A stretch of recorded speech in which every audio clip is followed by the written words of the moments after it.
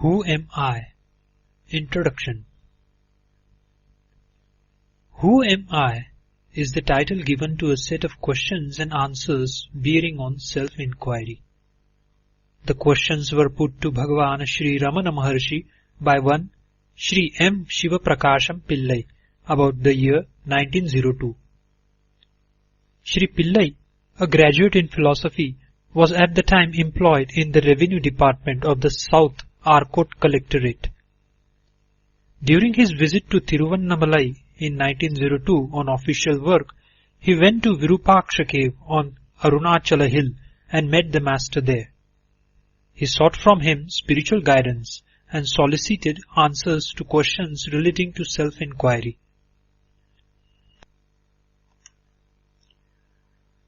As Bhagavan was not talking then, not because of any vow he had taken, but because he did not have the inclination to talk, he answered the questions put to him by gestures, and when these were not understood, by writing.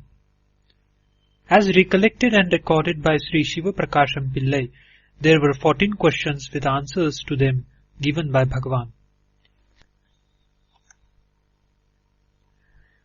This record was first published by Sri Pillai in 1923, along with a couple of poems composed by himself relating how Bhagavan's grace operated in his case by dispelling his doubts and by saving him from a crisis in life. Who Am I has been published several times subsequently. We find 30 questions and answers in some editions and 28 in others. There is also another published version in which the questions are not given, and the teachings are rearranged in the form of an essay. The extant English translation is of this essay. The present rendering is of the text in the form of 28 questions and answers.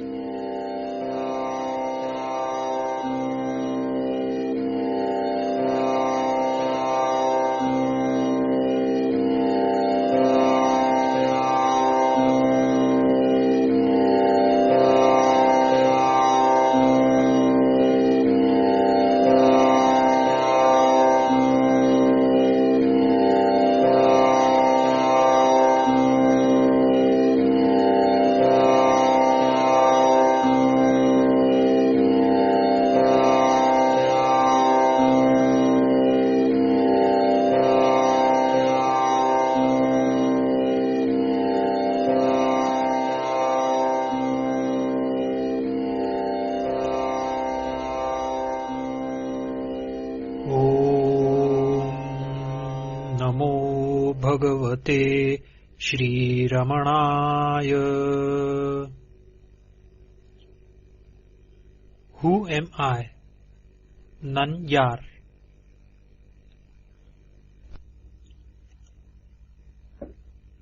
As all living beings desire to be happy always, without misery, as in the case of everyone there is observed supreme love for one's self, and as happiness alone is a cause for love, in order to gain that happiness which is one's nature and which is experienced in the state of deep sleep where there is no mind, one should know one's self. For that, the path of knowledge, the inquiry of the form, who am I, is the principal means. Questioner. Who am I? Maharshi. The gross body which is composed of the 7 humors, that is dhatus, I am not. The 5 cognitive sense organs, that is the senses of hearing, touch, sight, taste and smell, which apprehend their respective objects, that is sound, touch, color, taste and odor, I am not. The 5 cognitive sense organs, that is the organs of speech, locomotion, grasping, excretion and procreation, which have as their respective functions speaking, moving, grasping, excreting and enjoying, I am not. The 5 vital airs, prana, etc., which perform respectively the 5 functions of in-breathing, etc., I am not. Even the mind which thinks, I am not. The nescience too, which is endowed only with the residual impressions of objects, and in which there are no objects and no functionings, I am not. Questioner: if I am none of these, then who am I? Maharshi: after negating all of the above mentioned as not this, that awareness which alone remains, that I am. Questioner: what is the nature of awareness? Maharshi: the nature of awareness is existence, consciousness, bliss. Questioner: when will the realization of the self be gained? Maharshi: when the world which is what is seen has been removed, there will be realization of the self which is the seer. Questioner: will there not be realization of the self even while the world is there, that is taken as real? Maharshi: there will not be. Questioner: why? Maharshi: the seer and the object seen are like the rope and the snake. Just as the knowledge of the rope, which is the substrate, will not arise unless the false knowledge of the illusory serpent goes, so the realization of the self, which is the substrate, will not be gained unless the belief that the world is real is removed. Questioner: when will the world, which is the object seen, be removed? Maharshi: when the mind, which is the cause of all cognitions and of all actions, becomes quiescent, the world will disappear. Questioner: what is the nature of the mind? Maharshi: what is called mind is a wondrous power residing in the self. It causes all thoughts to arise. Apart from thoughts, there is no such thing as mind. Therefore, thought is the nature of mind. Apart from thoughts, there is no independent entity called the world. In deep sleep, there are no thoughts and there is no world. In the states of waking and dream, there are thoughts and there is a world also. Just as the spider emits the thread of the web out of itself and again withdraws it into itself, likewise the mind projects the world out of itself and again resolves it into itself. When the mind comes out of the self, the world appears. Therefore, when the world appears, that is, to be real, the self does not appear. And when the self appears, the world does not appear. When one persistently inquires into the nature of the mind will end leaving the self. What is referred to as the self is the Atman. The mind always exists only in dependence on something gross. It cannot stay alone. It is the mind that is called the subtle body or the soul, that is, Jiva. Questioner: what is the path of inquiry for understanding the nature of the mind? Maharshi: that which rises as I in this body is the mind. If one inquires as to where in the body the thought I rises first, one would discover that it rises in the heart. That is the place of the mind's origin. Even if one thinks constantly, I, one will be led to that place.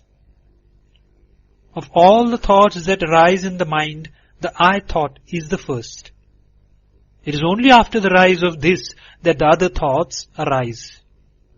It is after the appearance of the first personal pronoun that the second and third personal pronouns appear.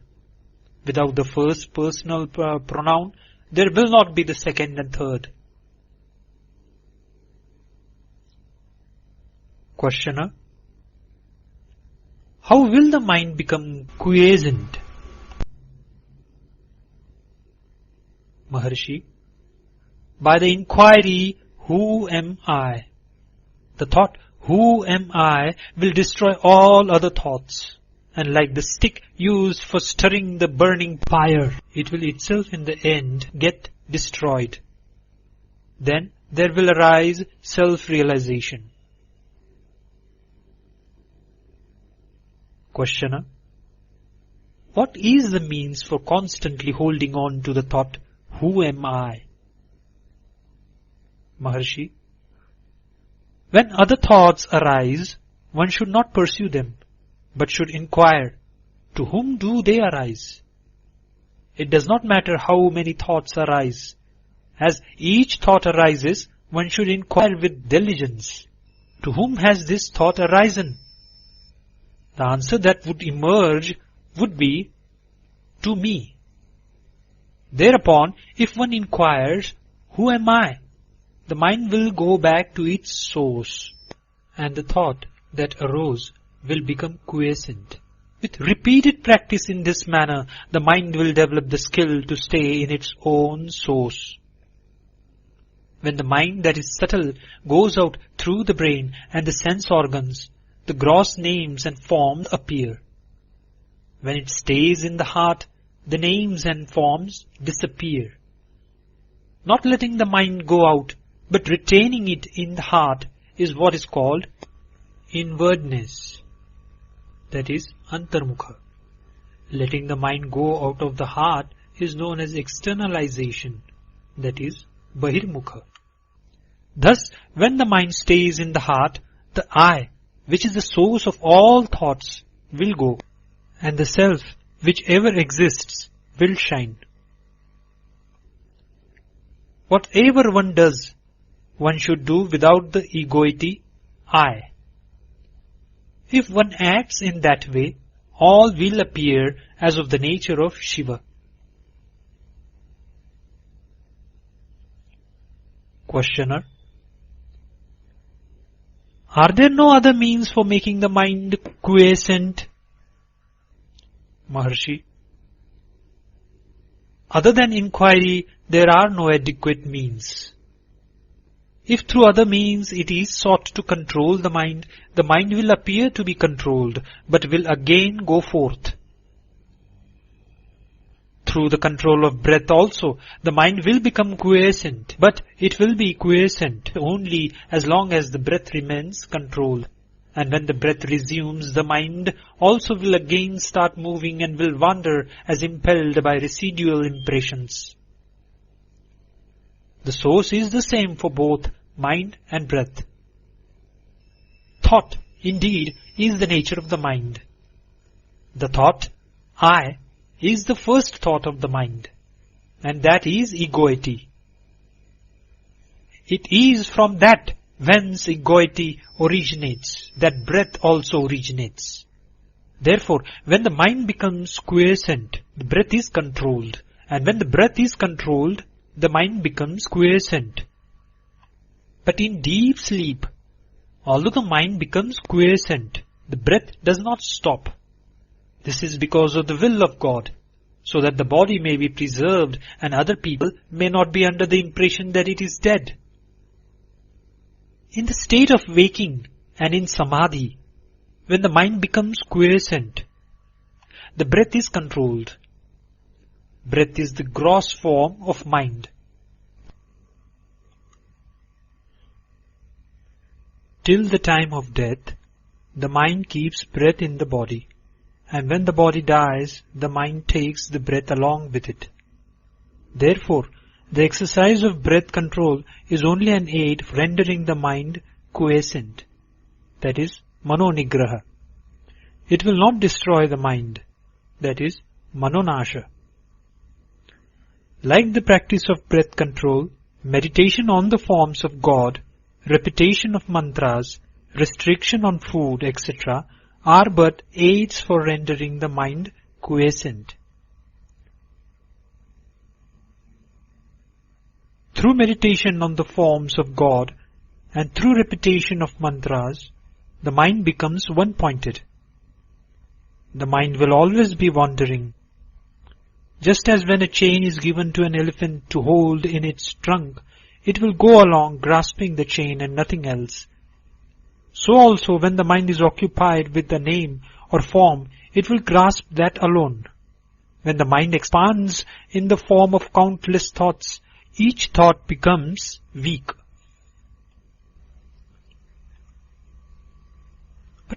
But as thoughts get resolved, the mind becomes one-pointed and strong. For such a mind, self-inquiry will become easy. Of all the restrictive rules that relating to the taking of sattvic food in moderate quantities is the best. By observing this rule, the sattvic quality of mind will increase, and that will be helpful to self-inquiry.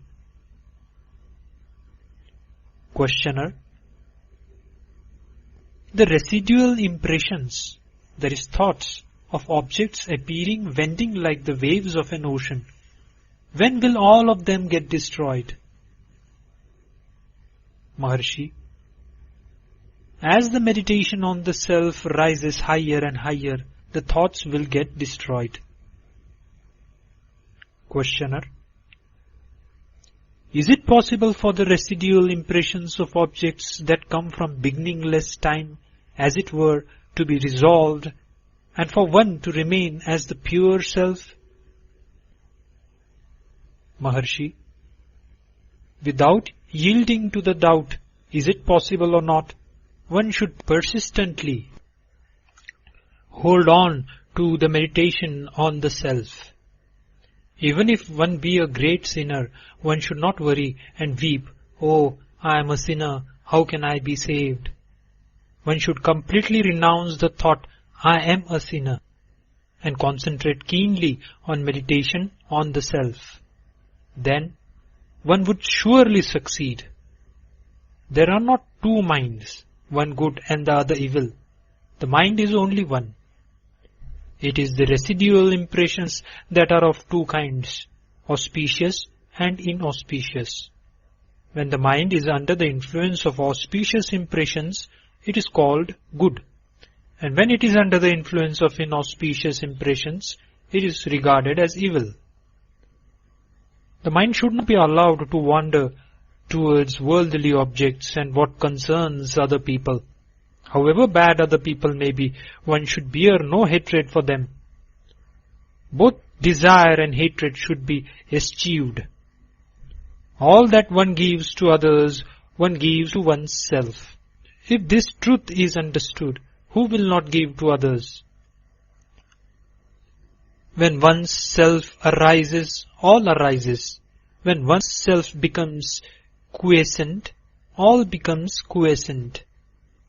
To the extent we behave with humility, to that extent there will result good. If the mind is rendered quiescent, one may live anywhere. Questioner: how long should inquiry be practiced? Maharshi: as long as there are impressions of objects in the mind, so long the inquiry, "Who am I?" is required. As thoughts arise, they should be destroyed then and there in the very place of their origin, through inquiry. If one resorts to contemplation of the self unintermittently until the self is gained, that alone would do. As long as there are enemies within the fortress, they will continue to sally forth. If they are destroyed as they emerge, the fortress will fall into our hands. Questioner: what is the nature of the self? Maharshi: what exists in truth is the self alone. The world, the individual soul, and God are appearances in it.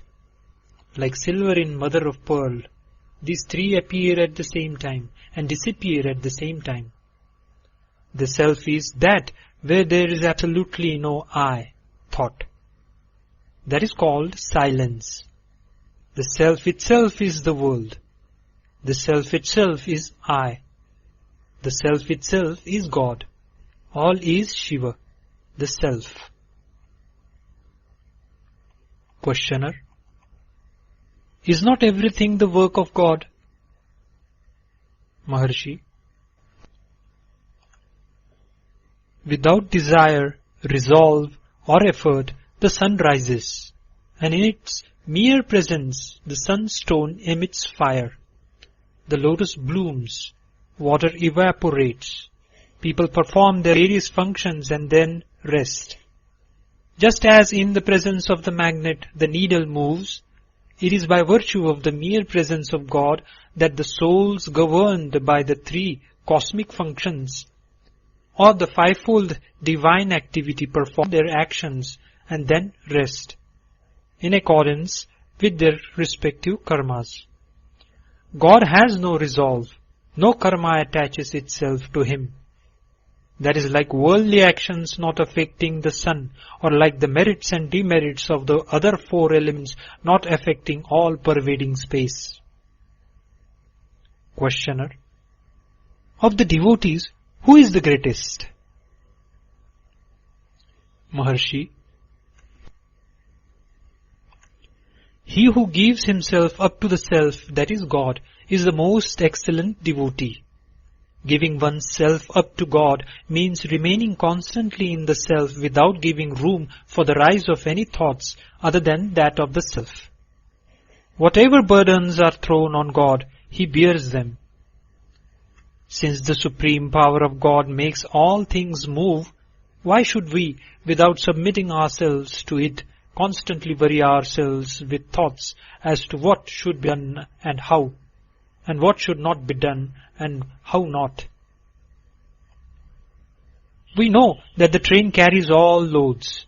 So after getting on it, why should we carry our small luggage on our head to our discomfort, instead of putting it down in the train and feeling at ease? Questioner: what is non-attachment? Maharshi: as thoughts arise, destroying them utterly without any residue in the very place of their origin is non-attachment. Just as the pearl diver ties a stone to his waist, sinks to the bottom of the sea, and there takes the pearls, so each one of us should be endowed with non-attachment, dive within oneself and obtain the self-pearl. Questioner: is it not possible for God and the Guru to effect the release of a soul?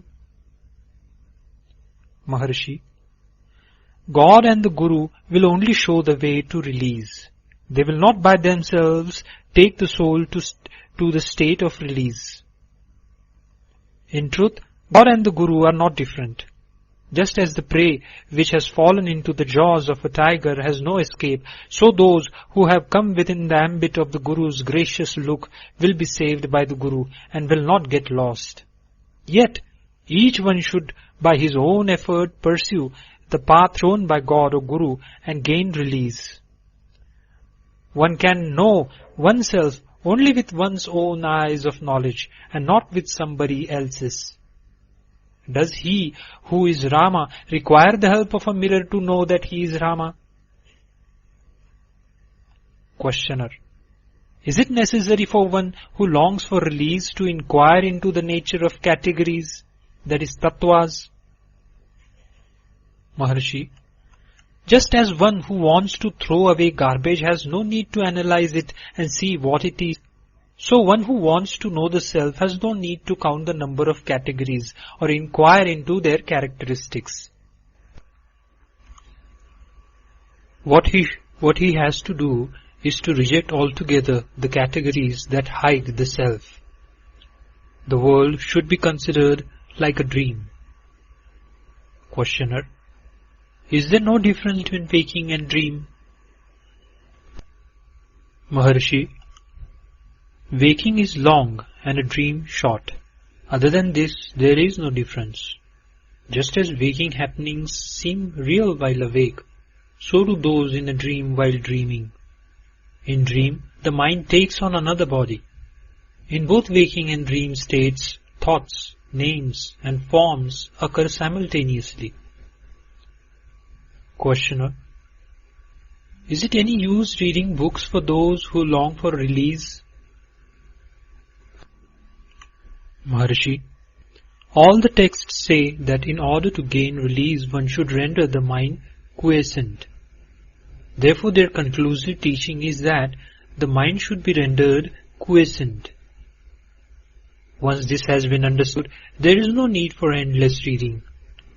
In order to quieten the mind, one has only to inquire within oneself what oneself is.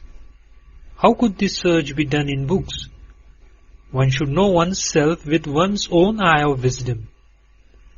The self is within the 5 sheaths, but books are outside them. Since the self has to be inquired into by discarding the 5 sheaths, it is futile to search for it in books. There will come a time when one will have to forget all that one has learned. Questioner: what is happiness? Maharshi: happiness is the very nature of the self. Happiness and the self are not different. There is no happiness in any object of world. We imagine through our ignorance that we derive happiness from objects. When the mind goes out, it experiences misery. In truth, when its desires are fulfilled, it returns to its own place and enjoys the happiness that is the self.